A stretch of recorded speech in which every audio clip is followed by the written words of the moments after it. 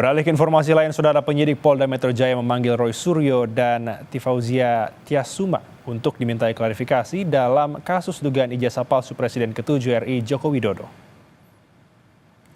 Pemeriksaan Roy Suryo CS berlangsung Kamis pagi di Direktorat Kriminal Umum Polda Metro Jaya. Berdasarkan surat pemanggilan, Roy mengatakan dirinya dimintai keterangan terkait dengan peristiwa 26 Maret lalu. Dirinya pun dimintai klarifikasi terkait dengan profesi dirinya sebagai konsultan.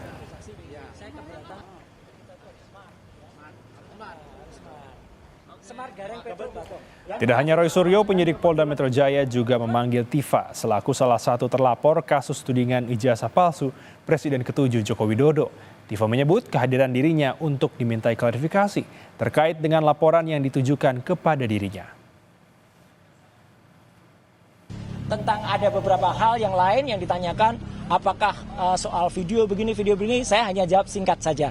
Apakah itu ada pada surat laporan tertanggal 26 Maret 2025. Ketika ditanyakan tidak terkait dengan itu, ya sudah.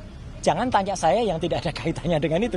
Ya, jadi kalau sama tidak ada itu, jadi lokus dan tempusnya tidak sama dengan apa yang ada pada surat undangan, ya sudah, itu tidak perlu dijawab. Jadi saya tadi tanya, dokumen elektroniknya mana?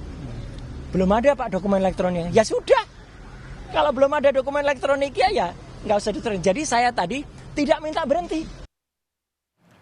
90% lebih, hampir 100% pertanyaan-pertanyaan yang disampaikan oleh penyidik sama sekali tidak ada kaitannya dengan peristiwa tanggal 26 Maret 2025 di Jakarta Selatan, ya.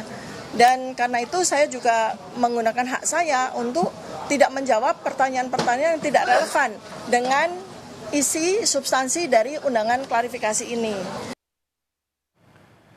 Hingga saat ini, Saudara, sudah ada 24 saksi yang telah dimintai keterangan dalam proses penyelidikan di Polda Metro Jaya. Pada Rabu lalu, polisi telah memeriksa 3 orang saksi dan pada hari ini, polisi memeriksa 2 orang saksi, yakni Roy Suryo dan Dr. Tifa.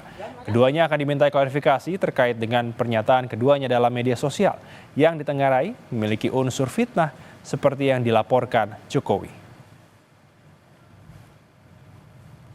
Objek perkara penanganan kasus ini adalah pernyataan yang mengandung fitnah dan pencemaran nama baik melalui media sosial atas tuduhan ijazah palsu S1 milik pelapor, kemudian skripsi berikut lembar pengesahan.